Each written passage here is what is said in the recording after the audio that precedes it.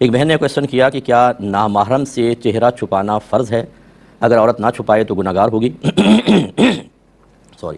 دیکھیں، فرض نہیں ہے، واجب ہے۔ ان میں فرق ہوتا ہے۔ فرض تو وہ ہوتا ہے جو قرآن پاک کی کسی ایسی آیت سے ثابت ہو کہ جس میں کوئی بھی ڈاؤٹ نہ ہو، یعنی اس کی وضاحت کی کسی کو ضرورت نہ ہو،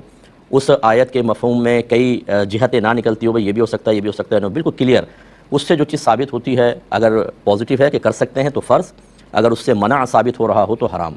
اور اگر احادیث کریمہ سے ممانعت ثابت ہوتی ہے تو اکثر یہی حکم ہوتا ہے کہ واجب ثابت ہوتا ہے۔ اور اگر تیسری چیز ہوتی ہے کہ علماء اسلام منع کرتے ہیں، ان کا قول بھی ایک شرعی حجت ہوتا ہے۔ اللہ تبارک و تعالی نے قرآن عظیم میں فرمایا کہ اطیعوا اللہ و اطیعوا الرسول و اولی الامر منکم، اللہ کی اطاعت کرو، اس کے رسول کی اطاعت کرو، اور ان لوگوں کا کہنا مانو جو تم میں حکم والے ہیں۔ حکم والے سے مراد مفتیان کرام، مجتہدین، وہ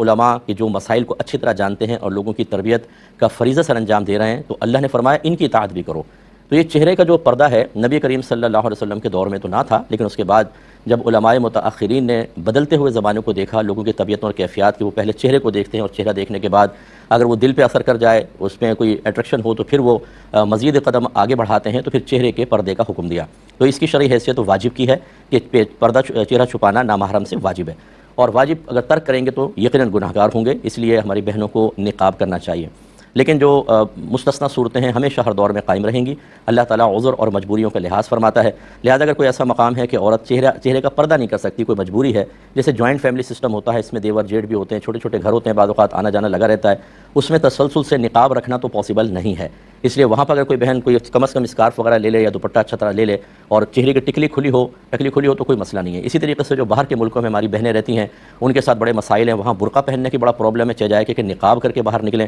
اور خصوصاً پبلک پلیس پر تو بڑا پرابلمس ہو سکتی ہیں، وہاں پر بھی رعایت ہوگی، ہماری بہنیں کر سکیں گی۔ اسی طرح اگر کوئی بہن یہاں جاب کرتی ہیں پاکستان میں، اور جو جس ادارے میں کام کر رہی ہیں وہاں جاب کرنا ان کی ایک شرعی مجبوری ہے، اس طرح کہ گھر میں کوئی کمانے والا نہیں ہے، وہ خود کفیل بیچاری نہیں ہے، انہیں خود ہی کرنا پڑے گا، بچے بھی ہوتے ہیں بعض اوقات،